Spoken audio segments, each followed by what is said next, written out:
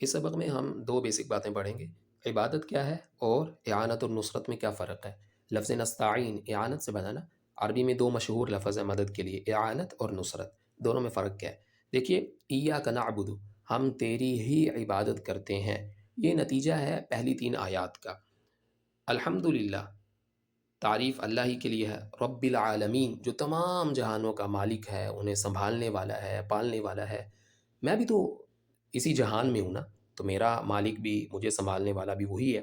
آج میں جو کچھ ہوں اسی کی وجہ سے ہوں، تو وہی حقدار ہے کہ میں اسی کی عبادت کروں، اسی کا حق بنتا ہے نا کہ میں اسی کی عبادت کروں۔ الرحمن، بے انتہا مہربان، الرحیم، ہمیشہ سے رحم کرنے والا، مجھ پر سب سے زیادہ مہربانی اسی کی ہے، سب سے زیادہ رحمت اسی کی ہے، میرا سب سے زیادہ خیر خواہ وہی ہے۔ دیکھیں، ہمارا سب سے بڑا خیر خواہ، سب سے بڑا آ، بھلائی چاہنے والا، سب سے زیادہ ہم سے محبت کرنے والا ہمارا رب ہے، ہمارے ماں باپ سے بھی زیادہ۔ اس کائنات میں کوئی بھی ہمارے رب سے زیادہ ہمارا خیر خواہ نہیں ہو سکتا۔ ہم جسے بھی اپنا خیر خواہ سمجھیں، اپنا محسن سمجھیں، اللہ تعالیٰ اس سے زیادہ ہمارا محسن ہے، ہمارا خیر خواہ ہے، ہمارا بھلا چاہتا ہے، ہم سے محبت کرتا ہے۔ اس سے یاد ہے کہ ایک روایت مشہور ہے، اللہ تعالیٰ اپنے بندوں سے 70 ماؤں سے بھی زیادہ محبت کرتا ہے۔ بات اپنی جگہ ٹھیک ہے، لیکن یہ کوئی حدیث نہیں ہے، یہ بات اللہ کے نبی صلی اللہ علیہ وسلم سے صحیح سند کے ساتھ ثابت نہیں ہے، البتہ بات اپنی جگہ ٹھیک ہے۔ جو بات حدیث میں آئی ہے وہ ہے، مشہور روایت ہے،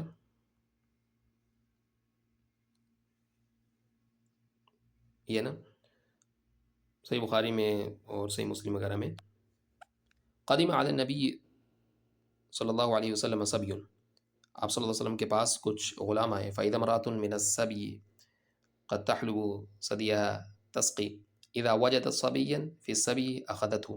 ایک عورت، اس کا چھوٹا بچہ تھا، اسے گم گیا، وہ اپنے بچے کو تلاش کر رہی تھی، تو جیسے ہی اس کو بچہ نظر آیا، اس نے لپک کر اسے پکڑا، فَأَلْصَقَتْهُ بِبَطْنِهَا وَأَرْضَعَتْهُ، اسے بڑی محبت سے پکڑا، اسے دودھ پلانے لگی۔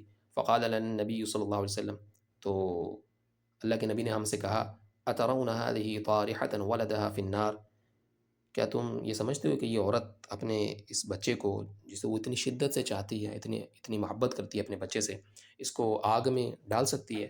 قلنا لا وهي تقدر على الا تطرحه، ہم نے کہا نہیں، کبھی بھی، جب تک اس کا بس چلے، کبھی بھی یہ عورت اپنے بچے کو آگ میں کیسے ڈال سکتی ہے؟ ایک ماں اپنے دودھ پیتے بچے کو آگ میں کیسے پھینک سکتی ہے؟ فقال، تو اللہ کے نبی صلی اللہ علیہ وسلم نے فرمایا، للہ ارحم بعباده من هذه بولدها، یقیناً اللہ اپنے بندوں سے اس سے زیادہ محبت کرتا ہے، اللہ اپنے بندوں پر اس سے زیادہ مہربان ہے جتنی مہربان یہ عورت اپنے بچے پر ہے۔ للہ ارحم، اللہ یقیناً زیادہ رحم کرنے والا ہے، بعبادہ اپنے بندوں پر، من هذه اس عورت سے، بولدها جتنا یہ اپنے بچے پر رحم کرتی ہے، جتنا یہ اپنے بچے سے محبت کرتی ہے، اللہ اس سے زیادہ اپنے بندوں سے محبت کرتا ہے، اپنے بندوں پر رحم کرنے والا ہے۔ یہ حدیث ہے۔ بہرحال وہ جو بات ہے کہ 70 ماؤں سے زیادہ محبت کرتا ہے، وہ بات اپنی جگہ ٹھیک ہے، بلکہ 70 کیا، وہ 70,000 ماؤں سے زیادہ محبت کرتا ہے، بات اپنی جگہ بالکل ٹھیک ہے، لیکن وہ آپ صلی اللہ علیہ وسلم سے صحیح سند کے ساتھ ثابت نہیں۔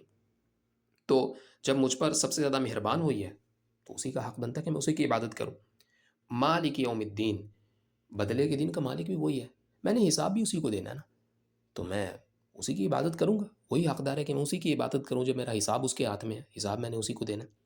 دیکھیے، اگر مجھے پیدا کسی اور نے کیا ہوتا تو میں اس کی عبادت کر لیتا، اگر مجھے پالنے والا، مجھے سنبھالنے والا کوئی اور ہوتا تو میں اس کی بھی تھوڑی عبادت کر لیتا، اگر اللہ تعالیٰ سے زیادہ کوئی مجھ پر مہربان ہوتا، کوئی اللہ تعالیٰ سے زیادہ میرا خیر خواہ ہوتا، کوئی اللہ سے زیادہ میرا محسن ہوتا تو میں اس کی بھی تھوڑی عبادت کر لیتا، اور اگر قیامت میں مجھے اللہ کے علاوہ کسی اور کو حساب دینا ہوتا تو میں اس کی بھی تھوڑی عبادت کر لیتا کہ چلو حساب کتاب اس کو دینا ہے تو اس کی بھی تھوڑی عبادت کر لیتے ہیں، نکل جائیں گے۔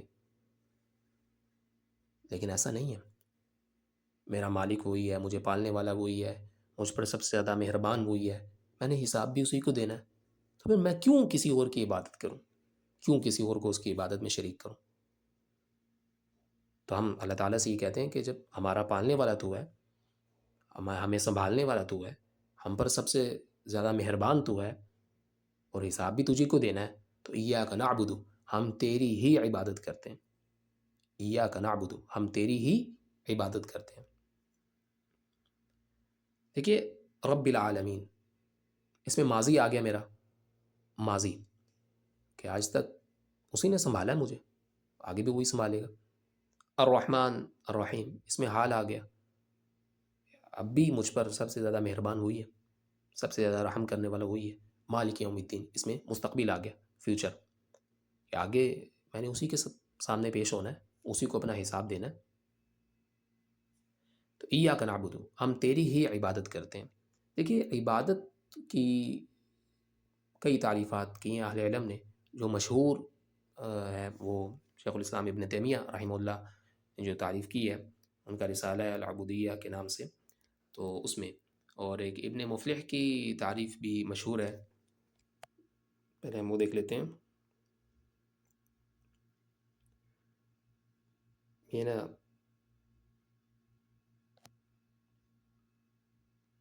العبودیہ، یہ ابن تیمیہ کی کتاب ہے، اس میں وہ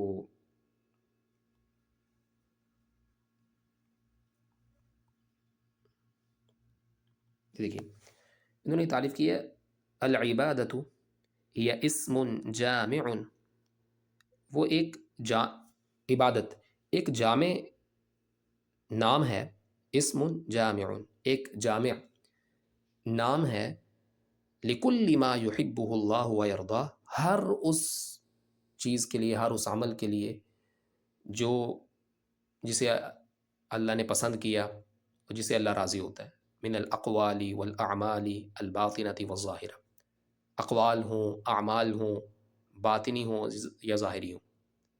اسم جامع، وہ ایک جامع لفظ ہے، نام ہے، لکل ما یحبہ اللہ ویرضا، ہر اس چیز کے لیے جسے اللہ راضی ہے، جس کو اللہ نے پسند کیا ہے، من الاقوال والاعمال باطنۃ والظاہرہ، اقوال ہوں، اعمال ہوں، باطنی ہوں یا ظاہری ہوں۔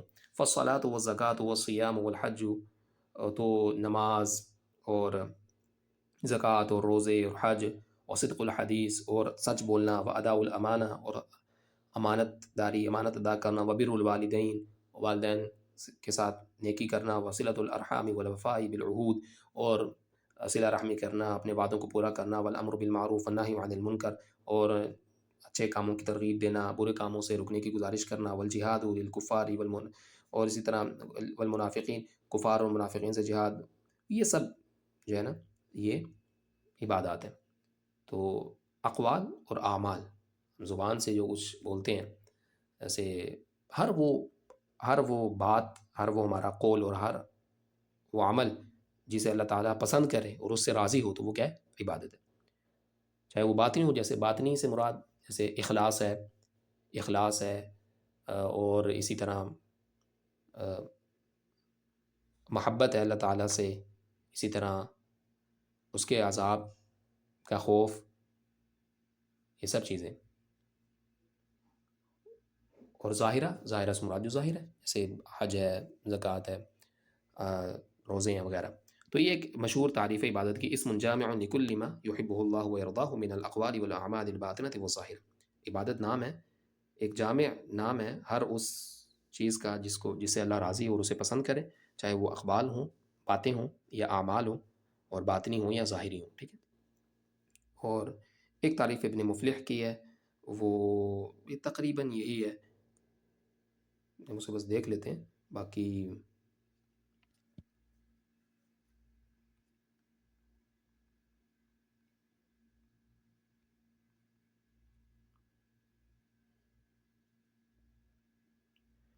کتاب الفروع ابن مفلح کی کتاب ہے، بیسیکلی تو فقہ کی کتاب ہے، تو اس میں وہ یہ دوسری تعریف ہے جو مشہور ہے، اس میں وہ یہ بتاتے ہیں کہ العبادت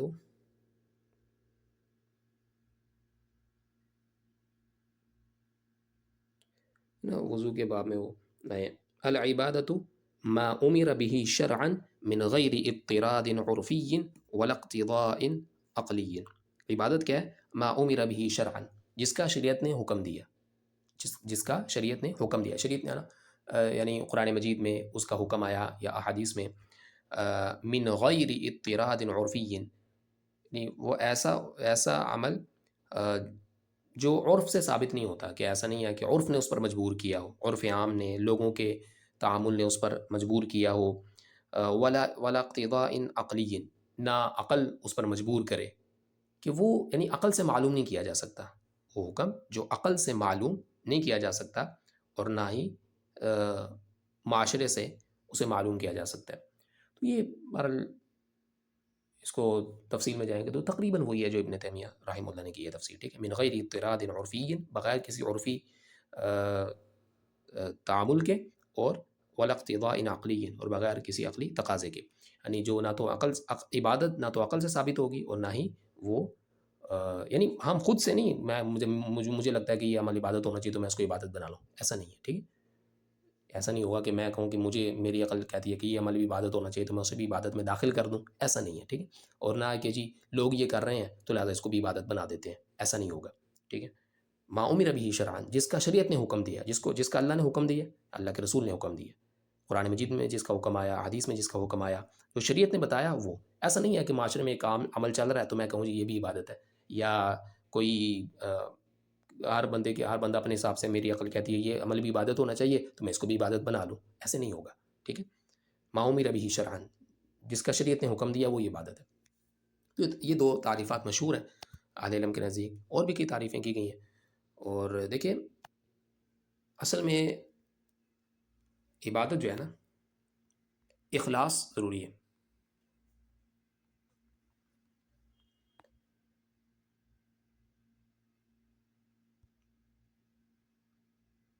یہ وما امروا الا ليعبدوا الله الا ليعبدوا الله مخلصين له الدين. وما امروا، اور انہیں حکم کس چیز کا دیا گیا تھا؟ الا ليعبدوا الله، کہ وہ اللہ کی عبادت کریں. ليعبدوا الله، وہ اللہ کی عبادت کریں، مخلصین له الدین، اسی کے لیے اپنے دین کو خالص رکھتے ہوئے. اخلاص ضروری ہے. ٹھیک، مخلصین له الدین، اسی کے لیے اپنے دین کو خالص رکھتے ہوئے. تو عبادت اخلاص ضروری ہے، اللہ ہی کے لیے ہو. یعنی جو عمل، یعنی اللہ تعالیٰ نے جو جتنے بھی اعمال ہم کرتے ہیں اللہ تعالیٰ کا قرب حاصل کرنے کے لیے، تو وہ اللہ کے علاوہ کسی اور کا قرب حاصل کرنے کے لیے وہ اعمال نہیں کیے جائیں گے. ٹھیک ہے، اسی طرح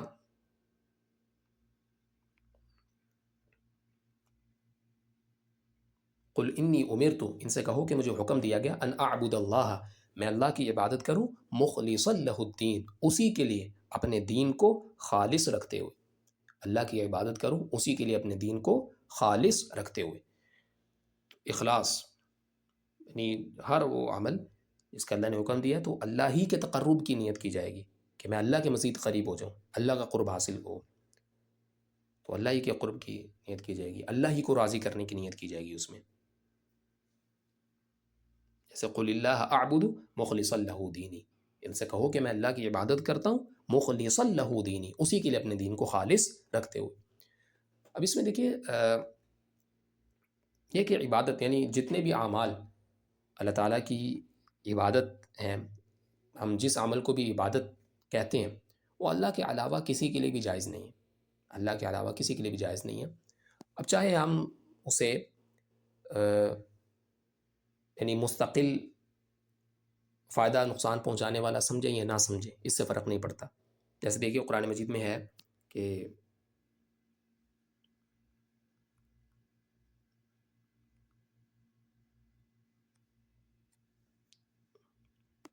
الا للہ الدین الخالص، اچھی طرح سمجھو کہ خالص دین اللہ ہی کے لیے. والذین اتخذوا من دونہ اولیاء، وہ لوگ جو اس کے چھوڑ کر، اتخذوا من دونہ اولیاء، اسے چھوڑ کر اوروں کو اپنا کارساز سمجھتے ہیں، کام بنانے والا سمجھتے ہیں. ما نعبدہم، وہ یہ کہتے ہیں ما نعبدہم، ہم ان کی عبادت نہیں کرتے الا لیقربونا الی اللہ زلفیٰ، مگر صرف اس لیے کہ یہ ہمیں اللہ کے قریب کر دیں گے. اب مشرکین مکہ مشرکین مکہ وہ جو عبادت کرتے تھے بتوں کی، بیسیکلی تو وہ بت بھی شخصیات ہی تھی نا، بڑی شخصیات. کوئی نیک بندہ فوت ہو گیا تو اس کا مجسمہ بنا لیا. وہی جتنے بھی بت تھے وہ سارے کے سارے نیک شخصیات تھیں، نیک شخصیات تھیں جن کے بت بنا لیے گئے.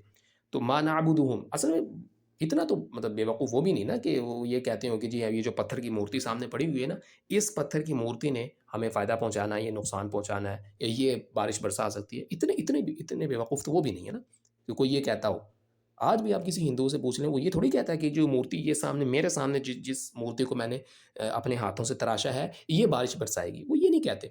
وہ کہتے ہیں کہ یہ جس کی شبیہ ہے، جس کی یہ تصویر ہے، ٹھیک ہے، تو وہ اصل میں ہم اس کے سامنے سجدہ کر رہے ہیں، اس کے سامنے کھانے رکھ رہے ہیں، تو وہ ذات خوش ہو رہی ہے، وہ ہستی، وہ خوش ہو رہا ہے جس کی یہ مورتی ہے، ٹھیک ہے. تو وہ اصل میں بارش اس نے برسانی ہے، مطلب کام اس نے بنانے ہیں، اولاد اس نے دینی ہے، رزق اس نے دینا ہے. لیکن یہ اب وہ اس کی صرف یہ ایک صورت ہے جس کو میں نے اپنے سامنے رکھا ہے، میں اس صورت کی تعظیم کر رہا ہوں. یہ تعظیم اصل میں اس کی تعظیم ہے جس کی یہ صورت ہے.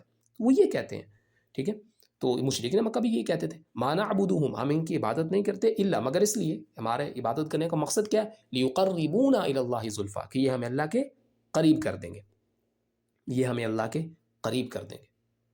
تو وہ بھی یہ کہتے تھے، ٹھیک ہے. وہ یہ نہیں کہتے تھے کہ یعنی سارے کے سارے اختیارات جو ہے نا وہ اللہ تعالیٰ نے ان کو دے دیے ہیں، اور یہ جو ہے نا وہ ہماری عبادت کرنے کا مقصد کیا ہے جی، اللہ کے ہمیں قریب کر دیں گے، ٹھیک. تو لیکن اللہ تعالیٰ نے ان کو مشرک قرار دیا، ٹھیک ہے. اور اسی طرح وہ ہے، اس سے پہلے غالباً سورہ یونس میں بھی ایک آئے تو میں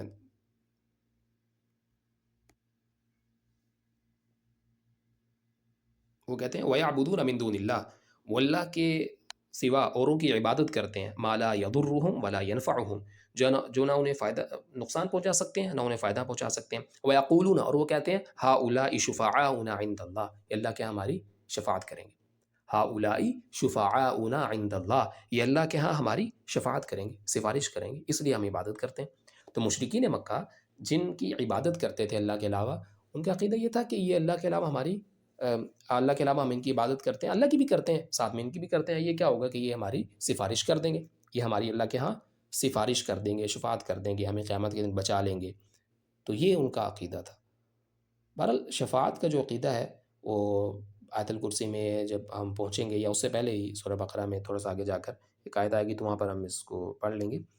ایسا نہیں ہے کہ شفاعت کا جو مطلب کنسیپٹ ہمارے ہاں ہے کہ یعنی اللہ تعالیٰ نے فیصلہ کر لیا کہ کسی شخص کو جہنم میں ڈالنا ہے، اس کے گناہوں کی وجہ سے جہنم کا فیصلہ ہو گیا، اور خدا کا پیغمبر خدا کے سامنے آ کے کھڑا ہو جائے، نہیں اس کو تو جہنم میں نہیں ڈالنا، اس کو تو جنت میں لے کر جانا.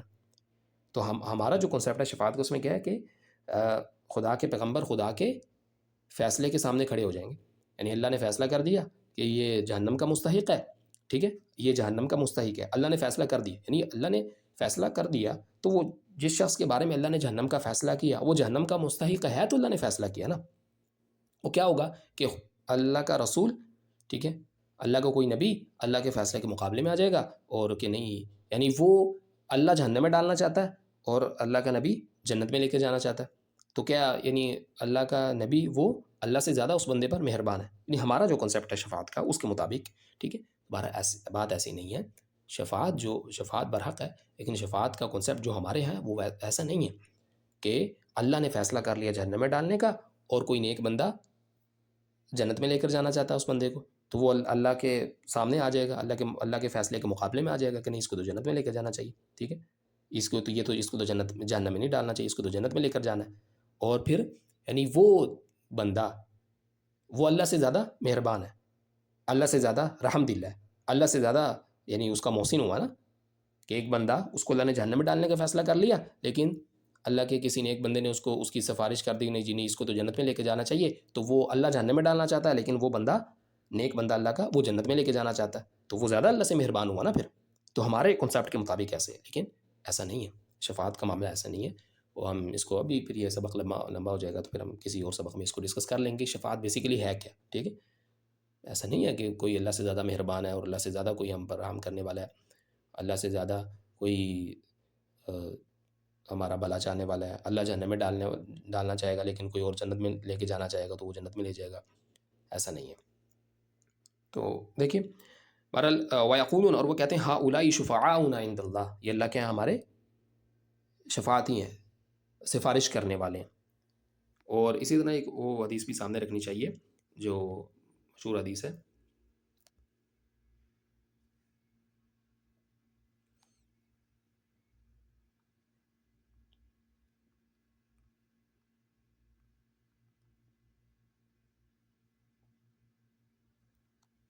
وہ مشہور حدیث ہے نا کہ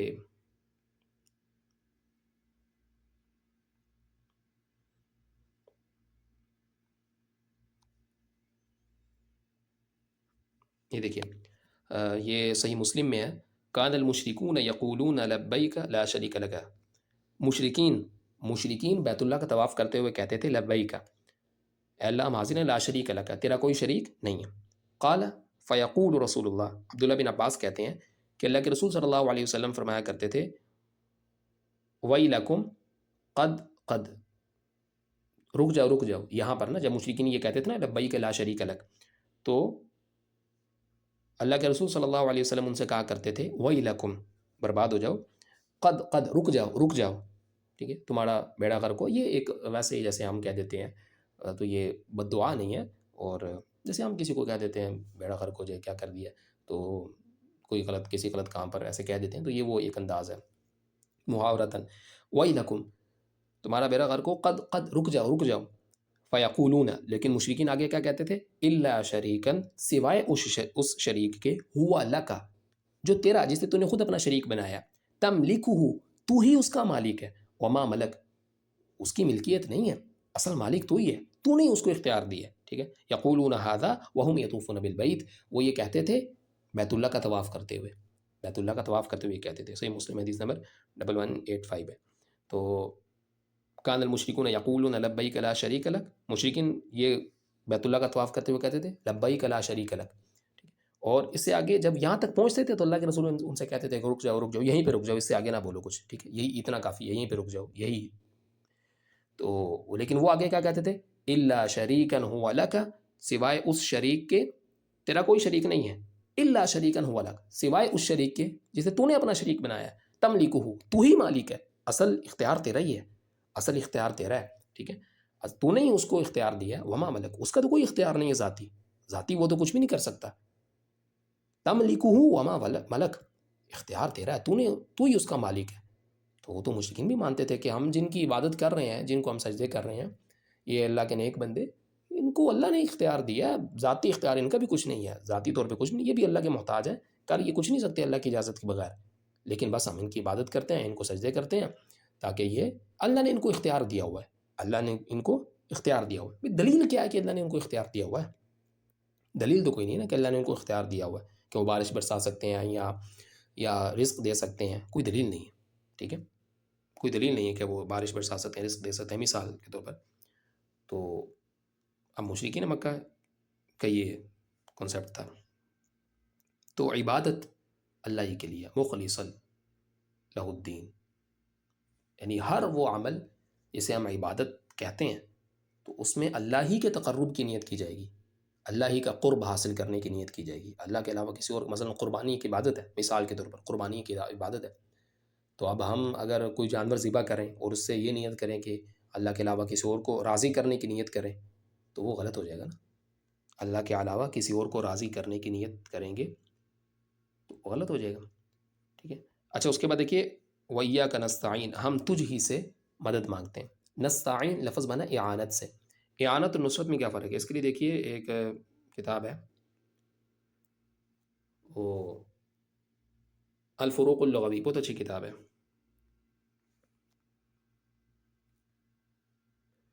ابو فارس العسکری کی، سوری ابو الفارس کہہ رہا ہوں، ابو ہلال العسکری،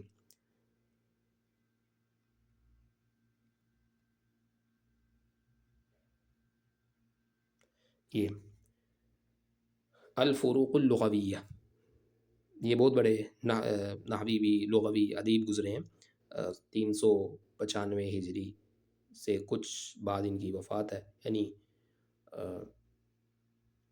3 صدی ہجری کے آخر میں ان کی وفات ہے۔ تو اس میں وہ انہوں نے لکھا ہے اعانت اور نصرت کا فرق، دو لفظ مشہور ہیں نا عربی میں.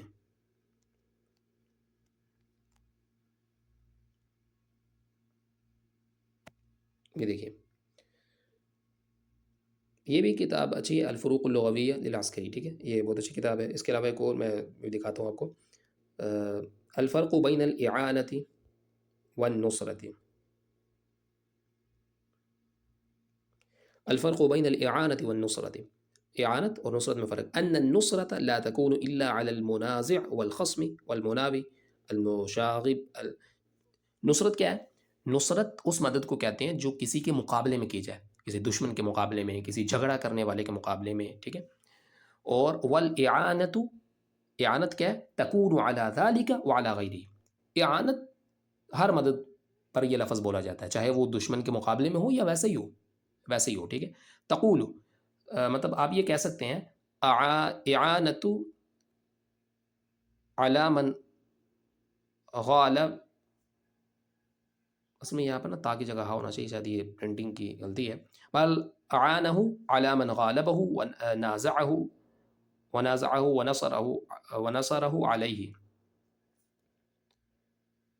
کہ اس نے اس کی مدد کی اس کے دشمن کے مقابلے میں، ٹھیک ہے. اور نصرہ علیہ، یعنی لفظ نصرت بھی استعمال کیا جا سکتا ہے.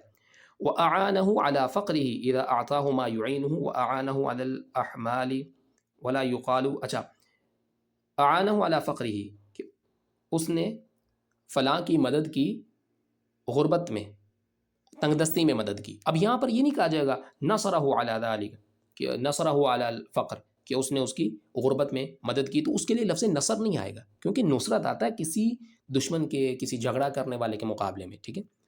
اب ایک بندہ غریب ہے، غربت ہے، تو غربت میں مدد کرنے کو نصرت نہیں کہتے، غربت میں مدد کرنے کو کیا کہتے ہیں؟ اعانت کہتے ہیں، ٹھیک ہے. تو اس کی بہت ساری مثالیں قرآن مجید میں آپ کو مل جائیں گی. یہاں پر تو انہوں نے مثالیں نہیں دی، خیر یہاں پر انہوں نے مثالیں بیان نہیں کی. تو قرآن مجید میں آپ کو اس کی کئی مثالیں مل جائیں گی، جیسے انا لننصر رسلنا، ہم اپنے رسولوں کی، انا لننصر رسلنا، ہم اپنے رسولوں کی مدد کرتے ہیں. اب یہاں پہ لفظ نصرت آیا، تو رسولوں کی مدد یعنی ان کے دشمنوں کے مقابلے میں، مشرکین کے مقابلے میں، کفار کے مقابلے میں اپنے رسولوں کی مدد کرتے ہیں، ٹھیک ہے. اسی طرح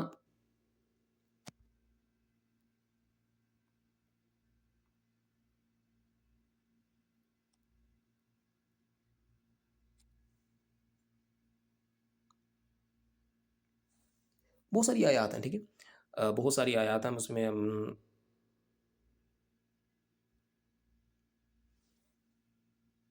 مطلب یہ تمام آیات جو ہے نا،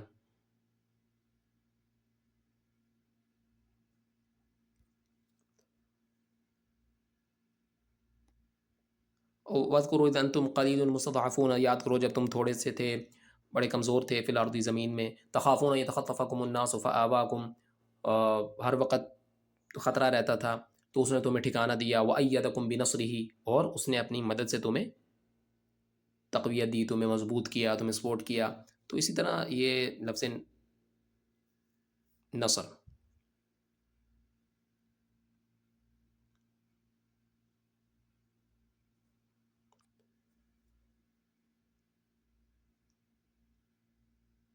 دیکھ جیسے وَانصُرْنَا عَلَى الْقَوْمِ الْكَافِرِينَ، ہماری مدد فرما کافروں کے مقابلے میں.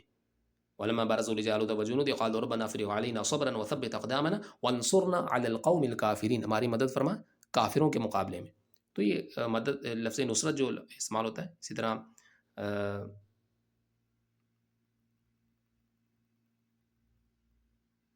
تو یہ بہت ساری آیات ہیں، وَانصُرْنَا عَلَى الْقَوْمِ الْكَافِرِينَ جیسے. تو اور اعانت لفظ عام ہے، ٹھیک ہے. نصرت لفظ یہ اس مدد کو کہتے ہیں جو کسی دشمن کے مقابلے میں کی جاتی ہے. اور اعانت یہ عام ہے، چاہے دشمن کے مقابلے میں ہو یا غربت میں ہو یا بغیر کسی بھی دشمن کے.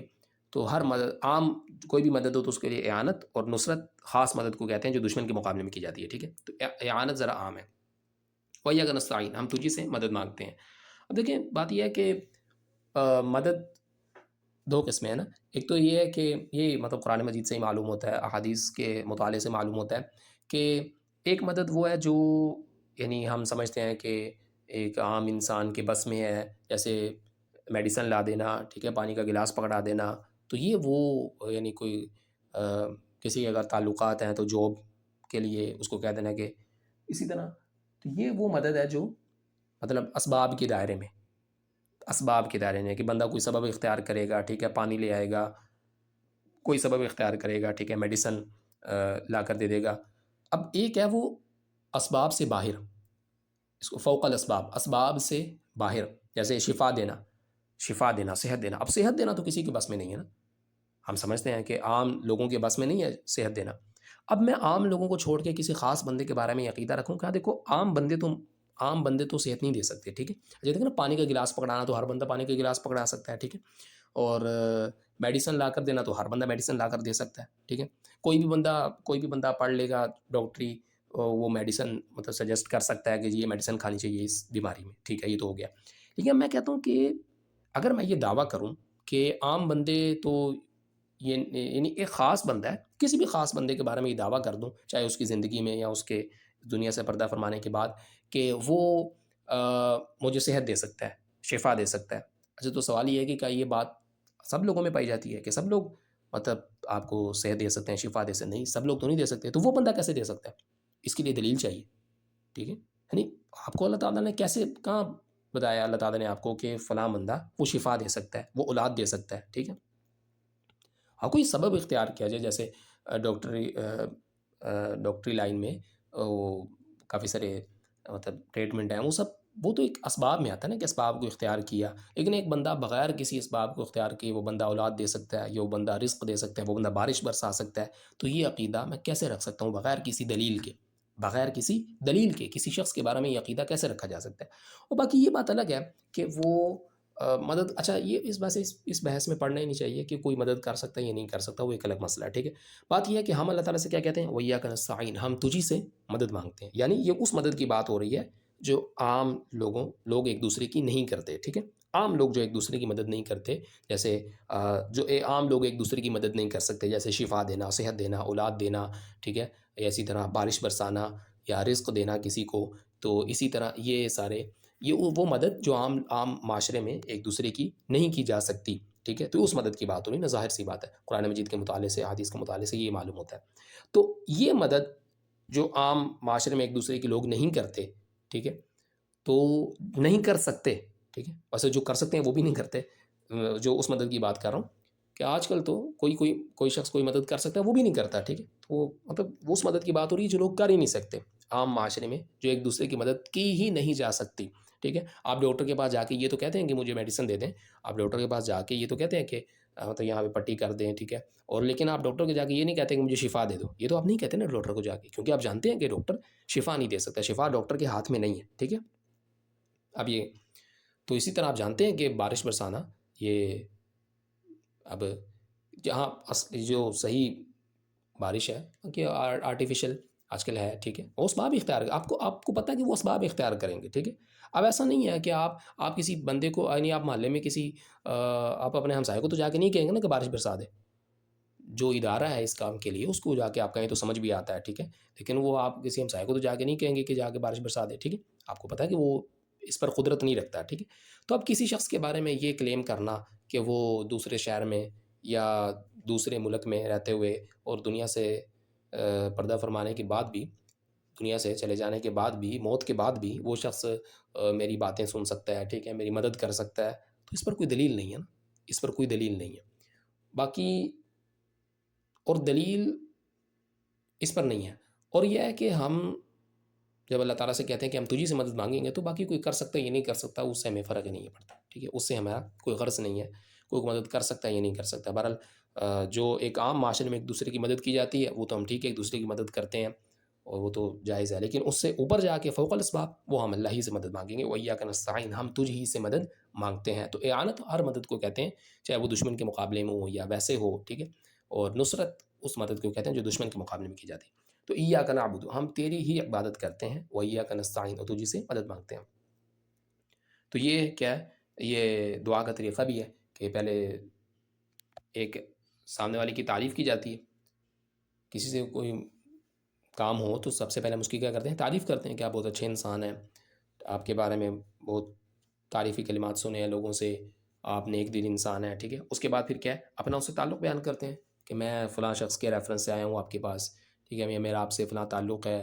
تو اپنا تعلق بیان کرتے ہیں. اس کے بعد پھر مانگتے ہیں، ٹھیک ہے، اس کے بعد پھر ہم مانگتے ہیں.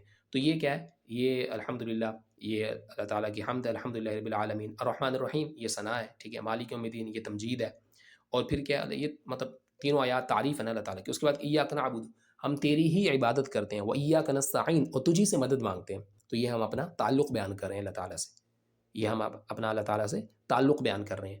اور اس تعلق کے بعد پھر کیا ہے، اب ہم دعا مانگتے ہیں. اب ہم یعنی اصل تعریف اور تعلق بیان کرنا یہ دعا کا ہی حصہ ہے.